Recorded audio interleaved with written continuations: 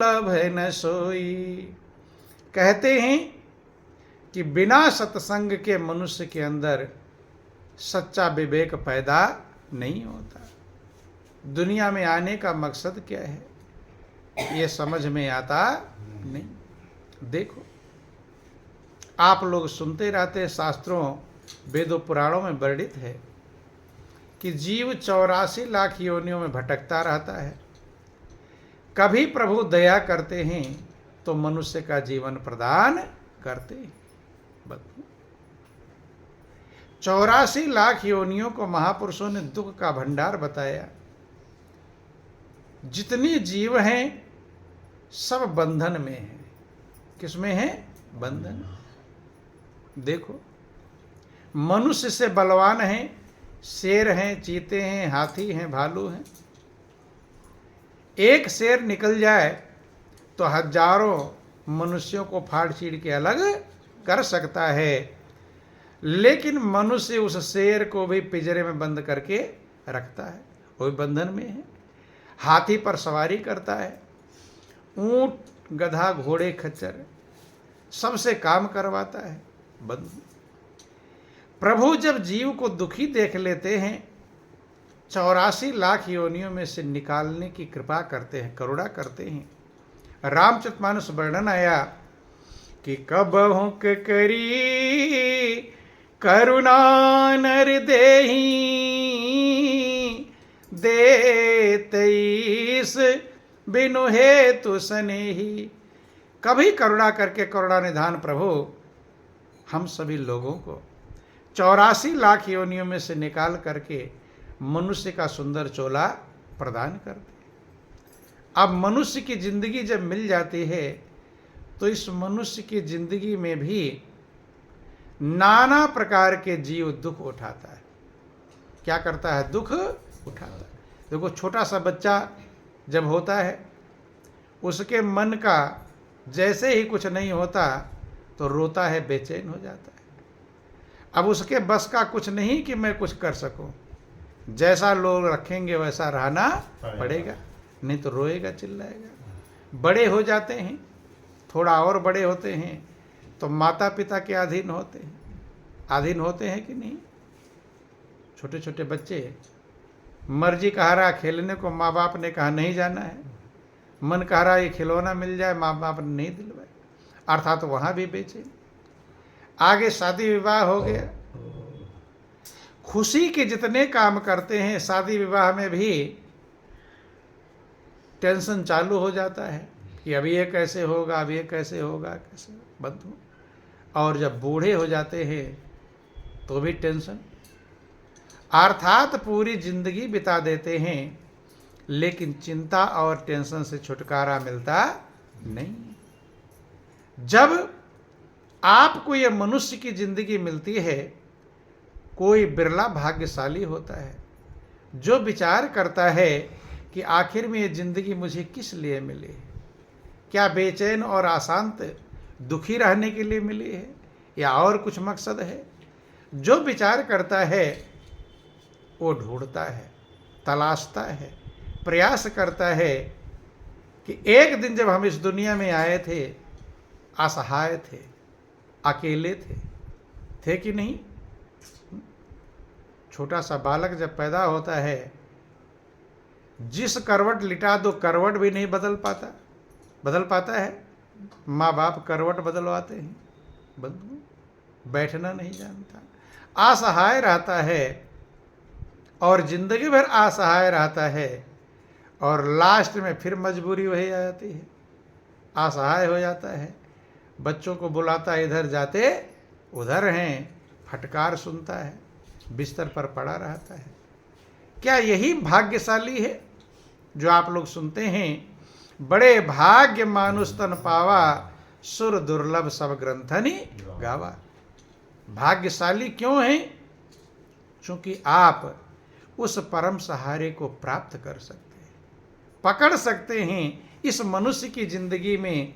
इसलिए यह भाग्यशाली है जिसको यह समझ में आ जाता है कि मैं अकेला आया था और मुझे अकेला जाना पड़ेगा। ये बातें जल्दी समझ में आती नहीं।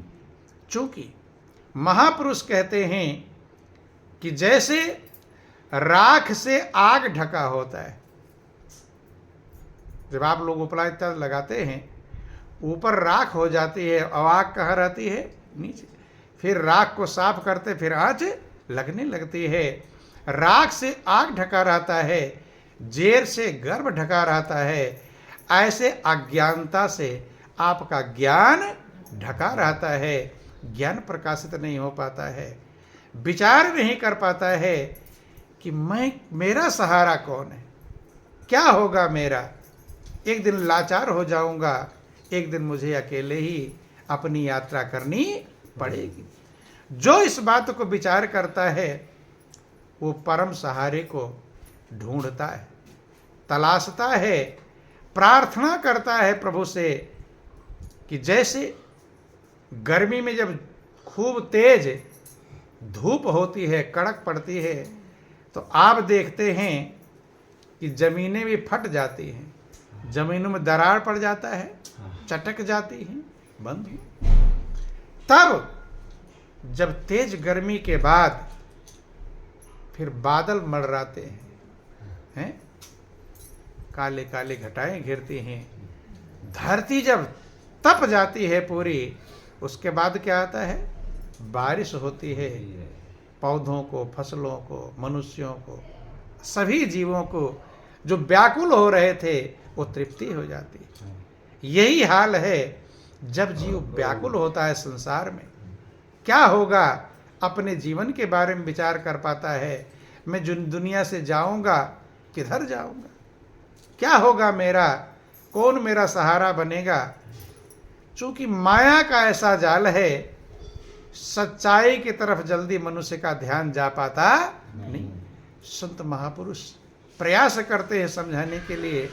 जब ऐसा उसके अंदर चाह जागृत होती है, मालिक को पुकारता है, आर्त भाव से प्रार्थना करता है, तब प्रभु कृपा करते हैं, कृपा का बादल छाते हैं। क्या छाते हैं? कृपा के बादल। और जब कृपा करते हैं तो संत से मिलाते हैं। किससे मिलाते हैं? संत से। देखो, ध्यान देना, विभीषण का उदाहरण आप समझो। विभीषण लंका के राजा जो रावण थे उनके भाई थे, सगे भाई थे। लेकिन क्या विभीषण लंका में संतुष्ट थे? शांति पाए थे? अशांत रहते थे, बेचैन रहते थे। भाई उन्हीं के हैं, लेकिन रावण के डर के मारे कांपते थे। लेकिन अंदर ही अंदर उनकी पुकार थी। किसकी पुकार थी? प्रभु की पुकार थी उनके अंदर में, प्रभु का सहारे की पुकार थी। ध्यान देना, सही दिल से, चूंकि आप सबका मालिक एक ही प्रभु है, जब सही दिल से पुकार थी तो प्रभु ने ऐसी कृपा किया कि संत को भेज दिया। किसको भेजा? संत को, हनुमान जी को भेजा। किसको भेजा? हनुमान। जो विभीषण तृप्त थे, तप्त थे, व्याकुल थे लंका में, लेकिन इधर थे राजा के भाई। क्या थे? राजा रावण के तो भाई थे, लेकिन लंका में बेचैन थे। प्रार्थना दिल के भाव की थी, प्रभु की भक्ति की थी, प्रभु के प्रेम की थी। प्रभु ने संत को भेजा, हनुमान को। देखो, लंका में हनुमान से बहुत लोगों से मुलाकात हुई होगी। खाली विभीषण मिले थे? बहुत लोग मिले होंगे, लेकिन कल्याण किसका हुआ? विभीषण का हुआ, जो संत की कीमत को समझा। जब विभीषण संत को देखते हैं, हनुमान जी को देखते हैं, तो विभीषण ने क्या कहा कि अब भरोस मोहि भानुमंता, बिनु हरि कृपा मिलहि नहीं संता। अय हनुमान, अब मुझे भरोसा हो गया। जो मेरी व्याकुलता थी, जो मेरी अशांति थी, जो मेरी बेचैनी थी, अब वो दूर हो जाएगी। क्या हो जाएगी? भरोसा हो गया, क्योंकि संत मिल गए। कौन मिल गए?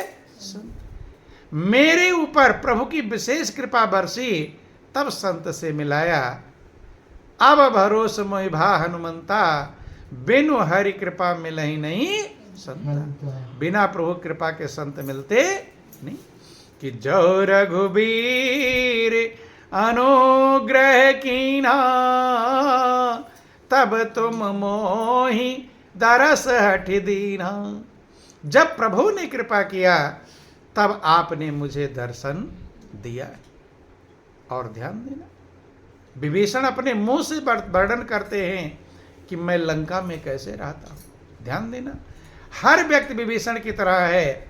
जैसे विभीषण लंका में बेचैन थे, आप इस संसार रूपी लंका में बेचैन हैं, अशांत हैं कि नहीं? कि कोई तो तन मन दुखी, कोई चित्त उदास, थोड़ा थोड़ा सब दुखी, सुखी प्रभु का दास। कोई ऐसा दुनिया में मिलता नहीं कि जिसको कोई चिंता ना हो, जो चिंताओं से मुक्त हो, जो टेंशन से मुक्त हो। ऐसा कोई मिलता नहीं बंधु। ठीक है, कोई बहुत ज़्यादा बेचैन है, कोई कम बेचैन, अंतर इतना है। हर व्यक्ति विभीषण की तरह है बंधु। और विभीषण बतलाते हैं, मैं लंका में रहता कैसे हूं, क्या गति है मेरी। कि सुनो पवन सुत राहनी हमारी, जिम दसन निमहु जीभ बेचारी। हे पवन पुत्र, कैसे क्या कहूं, कैसे मैं दुखी हूं। जैसे दांतों के बीच में जीभ रहती है। कौन रहती है? जीभ। यही मेरी दशा है। हर तरफ राक्षस ही राक्षस हैं। राक्षस का मतलब जो दुख दें, उन्हें क्या कहते हैं? राक्षस। कभी आपको ज़्यादा उल्टा कर्म करने लगता है तो आप भी कहने लगते हो तो बहुत बड़ा राक्षस है, कहते नहीं? ऐसा नहीं कि राक्षस के सींग पूंछ होती है। ध्यान देना, राक्षस का मतलब है जो राक्षसी प्रवृत्ति वाला कर्म करता है, वही राक्षस है। जो दूसरे को दुखी करता है, सीधी से बात समझ लो, जिसके द्वारा लोग दुख पाते हैं, वही क्या कहलाता है? राक्षस कहलाता। बंधु तो कहते हैं, मैं कैसे रहता हूं, जैसे दांतों के बीच में जीभ रहती है। हर तरफ दांत ही दांत हैं, जीभ बीच में अकेली है। अर्थात राक्षसों के बीच में मुझे रहना पड़ता है। और अगर आप बेचैन हैं तो आप किसके बीच में हैं? आप भी राक्षसों के ही बीच। बोलो वृंदावन बिहारी लाल की जय। दांतों के बीच में जीभ रहती है। दांत कठोर हैं, नुकीले हैं, कई सारे हैं, और जीभ एक ही है, वो भी मुलायम है, उसमें काटने की भी क्षमता नहीं। और जीभ को उसी दांतों के बीच में घूमना होता, चक्कर लगाना होता है। चूंकि जिस शब्द का उच्चारण करना है, उसी एंगल पर जब आपकी जीभ मुड़ेगी तभी आप वो शब्द उच्चारण कर पाएंगे। और कभी जल्दी मुड़ने में देर हो गया, कुछ का कुछ निकल जाता है, जीभ में छाले पड़ जाए तो सही बोल पाते हैं? नहीं बोल पाते बंधु। और वही जीभ कभी बोलने में थोड़ा लेट हो जाए, घूमने में, तो आपके दांतों से ही आपकी जीभ कट जाती है, कटती दब जाती नीचे। चूक हो गई, जल्दी निकल नहीं पाई वहां से, दांतों के बीच में दब जाए। कहते ऐसे जरा सा भी आपके संभाल में कमी हुई, जरा सा आपने चूक गए तो दुनिया में दुख प्राप्त करते बंधु। हनुमान जी ने कहा फिर भी कोई दिक्कत नहीं, भले ही दांत ढेर सारे हैं, कठोर हैं, नुकीले हैं, काटने वाले हैं, जीभ एक है, मुलायम है, अकेली है, लेकिन एक ही सूर्य सारे संसार को रोशनी देता है। वो नहीं कहता मैं अकेला हूं क्या करूंगा, कहता है जब आप गर्भवास में आए थे तो इंतजार किए थे कोई मेरे साथ रहे, किसी का इंतजार। जब दुनिया से जाओगे तब तो सबसे बड़ा संकट तो अकेले ही सहना पड़ेगा। ध्यान देना, महापुरुषों ने कहा सबसे बड़ा दुख दो है दुनिया में। दुख तो सैकड़ों हजारों हैं, लेकिन दो दुख को सबसे बड़ा महापुरुषों ने बतलाया। जन्मत मरत दुसाह दुख होई। जन्म के समय का दुख और मृत्यु के समय का दुख, ये असह्य दुख है, जो असहनीय है बंधु। और इस दुख को आपको अकेले सहना है। ध्यान देना, सबसे बड़ा जो दुख है उसमें कोई संगी साथी, और तो हल्के फुल्के दुख हैं। उस दुख को अकेले ही सामना करना पड़ेगा। उस लड़ाई को अकेले ही लड़ना, जन्म की लड़ाई को और मौत की लड़ाई को। वहां कोई मददगार होने वाला, तो और दुख से क्यों परेशान हो, तो छोटे हैं बंधु। कहते आया भी अकेले बंदे, जाएगा अकेला, और 2 दिन की जिंदगी है, 2 दिन जी भी अकेली है। संत ने समझाया, हनुमान जी ने समझाया कि जीव के पास भी क्षमता है, शक्ति है, सामर्थ्य है। उस शक्ति का प्रयोग कर ले अगर, तो जीव सारे दांतों को तोड़वा कर जमीन पे गिरवा सकती है। नहीं गिरवा सकती। जीव के अंदर यह ताकत है, सारे दांतों को तोड़वा सकती है। शराब पी के उल्टा सीधा गाली बके और फिर भी ना माने, 2-4 घूसा मारे और भी ना माने, सारे दांत टूट कर जमीन पर गिर जाएंगे। ये किसके अंदर क्षमता है? ये जीव के अंदर क्षमता है, सारे दांतों को तोड़वा कर जमीन पर गिरवा सकती है बंधु। लेकिन ध्यान देना, जब जीव के अंदर ये क्षमता है, तो आपके अंदर कितनी क्षमता है? आप तो कहते, महापुरुष कहते हैं, धरती की शान तू है मन की संतान, तेरी आत्मा में स्वयं भगवान है रे, मनुष्य तो बड़ा महान है, भूल मत। जीव सारे दांतों को तोड़वाकर जमीन पर गिरवा सकती है, तो आप धरती की शान है। मनुष्य जीवन को पाने के लिए देवता तरसते हैं। मनुष्य को वो मौका प्रभु ने दिया है जो देवताओं को भी मिला नहीं। बड़े भाग्य मानुष तन पावा, सुर दुर्लभ सब ग्रंथनि गावा। देवताओं को दुर्लभ है आपका मौका, लेकिन आप अपने मौके का लाभ उठाना जानते नहीं, इसलिए रात दिन बेचैन रहते हैं बंधु। विभीषण ने समझ लिया, और जो लंका में रहते थे, राक्षसों के डर के मारे रहते थे, कहानी आप सब लोग जानते हैं, कहानी समझाने की आवश्यकता नहीं। वही विभीषण हनुमान जी का संदेश पाकर प्रभु के शरण में जाते हैं। किसके शरण में जाते हैं? प्रभु के शरण में। और जब प्रभु के शरण में गए, ध्यान देना, आप अगर एक काम कर लो, प्रभु के शरण में चले जाओ, कोई बाधा वहां मौजूद नहीं। एक ही जगह कोई बाधा नहीं है, और वह है प्रभु का शरण। रामचरितमानस तुलसीदास ने लिखा कि जैसे मछली तालाब में रहती है, तालाब सूखने लगे, बेचैन हो जाएगी, अशांत हो जाएगी, अब क्या होगा, मरूंगी, जल ही उसका जीवन है।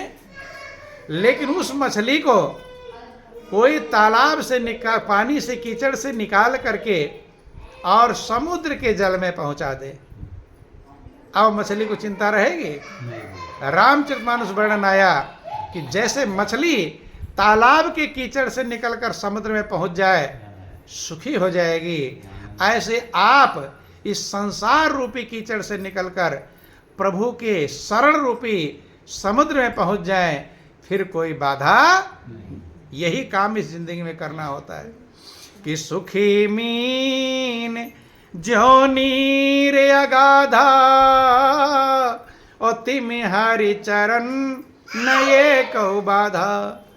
जैसे अथागाध जल में, अथाह जल में पहुंच करके मछली सुखी हो जाती है, ऐसे अगर आप प्रभु के शरण में पहुंच जाएं, फिर आपके पास कोई बाधा रहने वाली। और अगर बाधा है, अगर बेचैनी है, अगर अशांति है, अगर चिंता है, तो समझ लेना कि अभी आप प्रभु के शरण में पहुंचे नहीं, क्योंकि प्रभु के शरण में बाधा नहीं है। ध्यान देना। और अगर आपके पास बाधा है, टेंशन, बेचैनी है, तो ये प्रमाण है कि आप प्रभु के शरण में पहुंचे नहीं। प्रभु के शरण में पहुंच जाएंगे, अभी दूर हैं, चल भले पड़े हों। ध्यान देना, चल पड़ना अलग है और पहुंच जाना अलग है। जैसे रिश्तेदारी में जाते हैं, दिल्ली मान लो जा रहे हैं, अब दिल्ली के लिए आप चल पड़े, तो जिस सुख के लिए दिल्ली जा रहे हैं अभी रास्ते में हैं, अभी वो सुख मिला, अभी उसका खाली खुशी है कि दिल्ली पहुंचेंगे, ये करेंगे, वो जो भी आपका लक्ष्य है। ऐसे ही जब प्रभु के शरण में आप पहुंच जाते हैं, भगवान कहते हैं कि चाहे आप कितने भी बड़े पापी से पापी क्यों ना हो। जब विभीषण गए भगवान राम की शरण में, तो बंदर भालू कहते हैं कि अरे प्रभु, दुश्मन का भाई आया है। किसका भाई? भेद लेन सठ आवा। क्या लेने आया? भेद लेने आया है। गुप्त चलने बात लगा देगा, दुश्मन की निभा लेगा। भगवान राम कहते हैं सुग्रीव को समझाते हुए, मनुष्य चाहे सारे संसार का विरोधी क्यों ना हो, कि जो नर हो चराचर द्रोही, आवे सभय शरण तकी मोही। सारे चराचर का द्रोही विरोधी क्यों ना हो, अर्थात कोई उसका साथी ना हो, सब उसके विरोधी हो, बंधु सबसे द्रोह उसका हो, उसको भय आ जाए। किस बात का भय प्राप्त हो जाए? दुनिया का भय, संसार का भय, अज्ञानता का भय आ जाए, और भय से मेरी शरण में आ जाए। भाई प्रभु के शरण में क्यों जाते हैं? जानते हैं दुनिया में भय ही भय है, दुख ही दुख है, प्रभु के शरण में कोई बाधा नहीं है, आ जाए। कि तज मद मोह कपट छल नाना, करो सद्य ते साधु समाना। मद को, मोह को, कपट और छल को छोड़कर आ जाए। चूंकि जब आप प्रभु की शरण में जाने का भाव आपके अंदर आएगा, तो आपका हृदय अपने आप निर्मल हो जाएगा। हो जाएगा कि नहीं? प्रभु के चरणों में जा रहे हैं, भाव उत्पन्न, कोटापूरी भक्ति करने के लिए भी जाते हैं, तो आपका दिल भाव से भर जाता है। भरता कि नहीं? अगर सही भाव से जाते हैं प्रभु के चरणों में, आपके दिल में प्रेम, भाव, आदर की भावना है, दया का भाव आ जाता है। भगवान राम कहते हैं करौ सद्य ते साधु समाना। उसको साधु के समान, साधु के अंदर जो गुण होते हैं वो गुण उसके अंदर प्रदान कर दूंगा। बंद। इसीलिए कहा गया, आप अगर प्रभु का सहारा पकड़ लेंगे, प्रभु के चरण में चले जाएंगे, फिर आपके पास कोई बाधा नहीं। यही एक उपाय है इस दुनिया में। इसी उपाय को प्राप्त करने के लिए आपको मनुष्य की जिंदगी मिली है, ताकि आप उस अथाह सागर रूपी जल में पहुंच जाएं। जो आपका मन मछली है वो शांति पा जाए, आनंद मग्न हो जाए, निश्चिंत हो जाए। सुखी मीन जो नीर अगाधा, तिम हरि चरण न एको बाधा। बंधु, लेकिन जब आपके अंदर ऐसे भाव आएंगे, जब आप दुनिया की सच्चाई को समझ पाएंगे, तभी आप प्रभु के शरण में जा पाएंगे।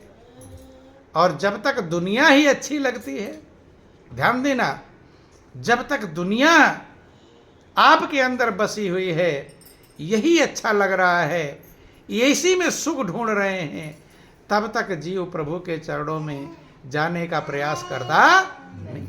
प्रभु के शरण में तभी जाता है जब जान लेता है कि दुनिया मुझे संतुष्टि और शांति आज तक नहीं मिली है, तो आगे कैसे मिल जाएगी।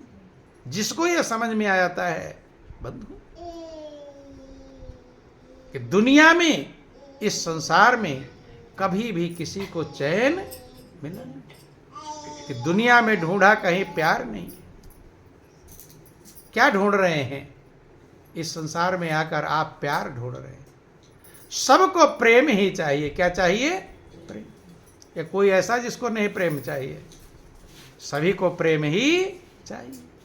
देखो, छोटा सा बच्चा होता है, आप गौर कर लेना, उसे प्रेम चाहिए कि नहीं है? वो बच्चा भी एक के गोद में चिपक जाता है और दूसरे गोद में सरक जाता है। अभी तो स्कूल गया भी नहीं है, किसने पढ़ाया? क्यों? उसे भी प्रेम की तलाश है। बंधु, कुछ खा रहा होगा, खाना खा रहा है और माँ उठकर जाने लगे तो खाना खाएगा कि पीछे दौड़ेगा? पीछे भागे। किसी ने पढ़ाया उसको? ये पढ़ाई ऐसी है, सब पढ़े लिखे हैं। दुनिया की पढ़ाई तो स्कूल में जाकर पढ़ते हैं, लेकिन प्रेम को ढूंढने की पढ़ाई सब पढ़े लिखे हैं, सबको प्रेम ही चाहिए, दौड़ता है। और कभी कभी और देखा होगा आपने, बच्चे की माँ की गोद में दूसरा बच्चा बैठ जाए, बैठने देगा? किसी ने कहा? ध्यान, ये पढ़ाई कहाँ पढ़ लिया? उतारता है, रोता है, चिल्लाता है, क्योंकि इस गोद पर मेरा कब्जा है। दूसरे का कब्जा कभी माँ ले दूसरे बच्चे के ले लेती है, तो बच्चों को आपने देखा, किसी ने सिखाया नहीं। बिना पढ़े ये पढ़ाई आप पढ़े हुए हैं कि मुझे प्रेम चाहिए। क्या चाहिए? प्रेम चाहिए। ये माँ की गोद में मुझे प्रेम मिलता है, दूसरा बैठ जाएगा, प्रेम ले लेगा, क्या कर लेगा? मुझे। और जैसे बच्चे में थे आप, बड़े हो गए तो अब भी वही हाल है कि नहीं?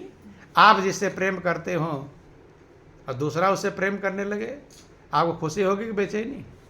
कहीं सुना मेरा प्रेम बंट जाए?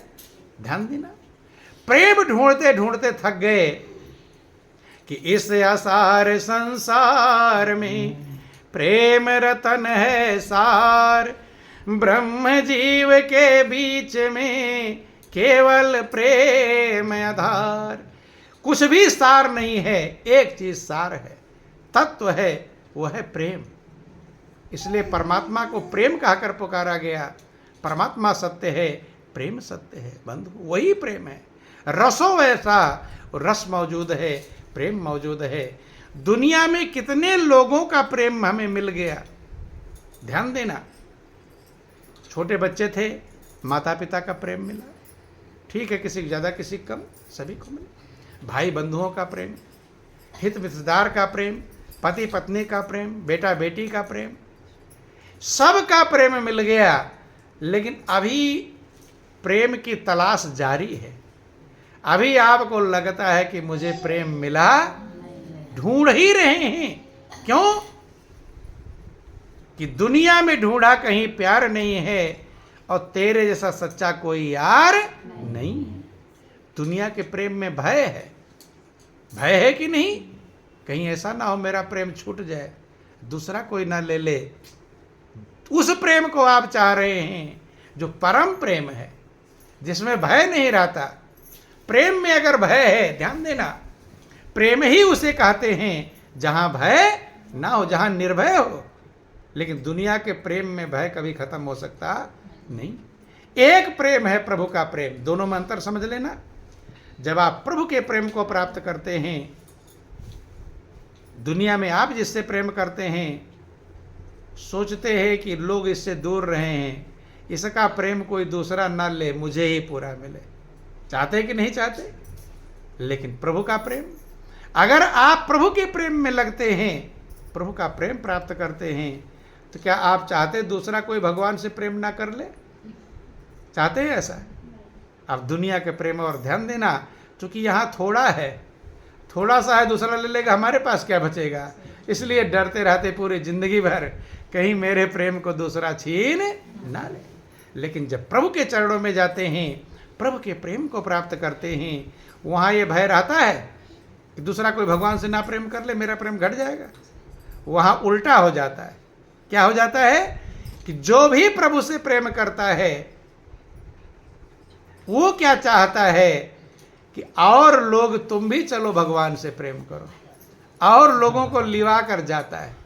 जाता है कि नहीं जाता है? ध्यान देना, और लोगों को प्रेम करवाता है। तो वहां उसके प्रेम में झंझट है?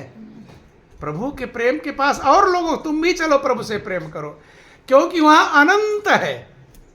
कितना हमें चाहिए, लेते लेते थक जाएंगे, लेकिन वहां प्रेम में कमी आती नहीं। बंधुओं, दुनिया का प्रेम और मालिक का प्रेम, दुनिया का प्रेम एकाएक बहुत तेजी से बढ़ता है और बाद में धीरे धीरे घटना चालू हो जाता है। होता है कि नहीं, घटता है कि नहीं बंधु? जैसे जब आपके बेटा पैदा होता है तो आपको बहुत ज़्यादा खुशी होती है? खुशी का पैर जमीन पर नहीं पड़ते, जा रहे किसी को बुलाने लड़खड़ा जाते हैं, खुशी है। लेकिन जब वही बेटा बड़ा हो जाता है, शादी विवाह हो जाती है, बहू आ जाती है, तो उतना ही प्रेम रहता है क्या? अब शिकायत, अब ईर्ष्या द्वेष, अब कहते पेटा कमा कमा कर ससुराल भेज रहा है, बातें। प्रेम घट गया कि बढ़ गया? घट जाता है। यही हाल शादी विवाह में होता है। जब पति पत्नी दोनों की शादी होती है, लड़का लड़के की, इतना प्रेम रहता है जिसका कोई ठिकाना नहीं। कम रहता है ज़्यादा, तमाम ढोल नगाड़े बजाते हैं, बैंड बाजे बजते हैं, रुपए लुटाते हैं, डांस क्या क्या सब होता है। किस लिए? इतनी खुशी है। एक काम है कि पत्नी को ससुराल से लिवा कर लाना है, इसलिए तो नाच गाने नौटंकी सब हो रहा है? खुशी है। लेकिन वही पत्नी जब 2-4 साल रह जाती है तब कोई बैंड बाजा बजता है? तो जरा सा गलती हो जाए तो मोटका मुंगर लेते हैं, हाथ टूटेगा कि पैर टूटेगा इसका परवाह है।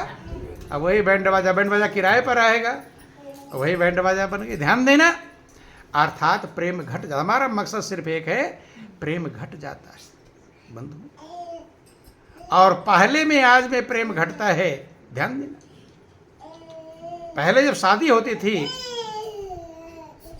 तो लड़की लड़के को थोड़ा दिन यहाँ रखा, फिर मायके चले गई। जितना दूरी रहेगी दुनिया के प्रेम में, उतना प्रेम मजबूत रहेगा, और जितना नज़दीकी आएगी उतना प्रेम में झंझट, लड़ाई झगड़ा चालू। तो आज ज़्यादा लड़ाई झगड़ा चालू हो रहा है कि नहीं? क्योंकि शादी से पहले ही लड़के लड़के की बातचीत चालू हो जाती है कि नहीं? सारे काम चालू हो जाते हैं, तो इसलिए लड़ाई झगड़ा ज़्यादा ही चालू हो जाता है, ज़्यादा निकटता। ध्यान देना, दुनिया में, दुनिया की जितनी निकटता रहेगी उतना प्रेम में खटपट रहेगा, दूरी रहेगी। दो भाई अगर दूर दूर रहे तो आपस में प्रेम रहता है, और अगल बगल में रहे तो इनका उनका तेरा झंझट रहता है। ये प्रैक्टिकल समझ लेना। दुनिया में दूर रहना प्रेम ज़्यादा रहेगा, नज़दीक रहने पर प्रेम घट जाता है। लेकिन प्रभु का उल्टा है, प्रभु के दूर रहेंगे तो प्रेम कम रहेगा, जितना नज़दीक जाएंगे वो प्रेम बढ़ता चला जाएगा। अगर आप प्रभु के प्रेम में आपका अंदर नहीं उत्पन्न हो रहा है तो समझ लेना हम दूर हैं। क्या है? जैसे जैसे नज़दीक जाओगे प्रेम बढ़ता रहेगा। दुनिया का प्रेम घटता है, लेकिन प्रभु का प्रेम बढ़ता है, निरंतर बढ़ता है। दुनिया का प्रेम ऐसा है, एक बार पहाड़ पे चढ़ गए, सीधा कहाँ चढ़ गए? बहुत ज़्यादा तेज हो गया, और फिर उतरना चालू हो गया, घटना चालू हो जाएगा। और जैसे जैसे घटेगा तो आप खुश होगे कि बेचैन होंगे। और दुनिया का प्रेम घटेगा ही घटेगा, ये दूसरा कोई उपाय मौजूद है? भाई पहाड़ पर चढ़ गए पहले, अब उसके ऊपर कहाँ जाओगे? अब तो नीचे उतरोगे। इसलिए घटता है, और जितना ही घटता है, इसलिए दुनिया में बेचैनी है। बेचैनी का मात्र एक कारण है कि यहाँ घटता हुआ प्रेम है, और आपकी आत्मा का वह प्रेम चाहिए जो घटे नहीं बल्कि बढ़े। आप चाहते मेरा प्रेम घटे कि बढ़े? कौन सा प्रेम चाहते हैं? बढ़ता हुआ प्रेम चाहिए। ध्यान देना, और वह प्रेम प्रभु के चरणों में मौजूद है। कहाँ मौजूद है? प्रभु के चरणों में। भगवान का प्रेम एक बहुत तेज नहीं हो जाता, धीमे स्टार्ट होता है। भगवान की जब भक्ति करने चलते हैं तो बहुत ज़्यादा प्रेम हो जाता है, थोड़ा। लेकिन जैसे जैसे आप बढ़ते हैं, पहाड़ पर चढ़ रहे हैं, विद्यार्थियों को पढ़ा जाता है आरोही क्रम और अवरोही क्रम, असेंडिंग आर्डर, डिसेंडिंग आर्डर। कहते हैं कि दुनिया का जो प्रेम है वो अवरोही क्रम में है, उतरते हुए क्रम में है। पहले पहाड़ पर चढ़ा देगा, अब उतरना चालू हो जाएगा। और जितना प्रेम घटेगा उतना तुम्हारी बेचैनी बढ़ेगी। लेकिन प्रभु का प्रेम आरोही क्रम में है, असेंडिंग आर्डर में है।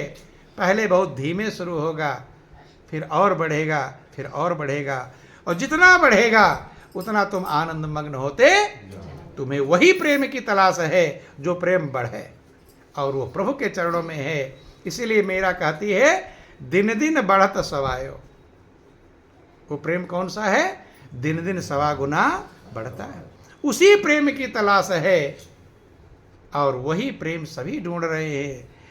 और आप इस संसार में असहाय हैं, कोई सहारा दिखाई पड़ता नहीं है। प्रभु का प्रेम ही आपका सहारा बनेगा। इस जिंदगी इसीलिए मिली है कि आप उस प्रेम को प्राप्त कर लो। कब प्राप्त कर पाएंगे? जब उसका परिचय होगा, ज्ञान होगा। जब आपको मालिक का ज्ञान होगा तब आपका उसमें मन लगेगा।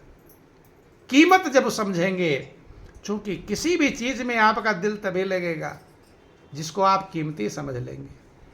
कीमती चीज भी है, अगर आप कीमत नहीं समझ पाएंगे तो आप उसकी कदर नहीं करेंगे। कदर करेंगे? कितनी भी हीरा मोती आपको मिल जाए, लेकिन आप ना जान पाओ ये हीरा मोती है, तो संभाल कर रखेंगे? नहीं संभाल कर रखेंगे। तभी संभाल पाएंगे जब आप कीमत समझ जाएंगे।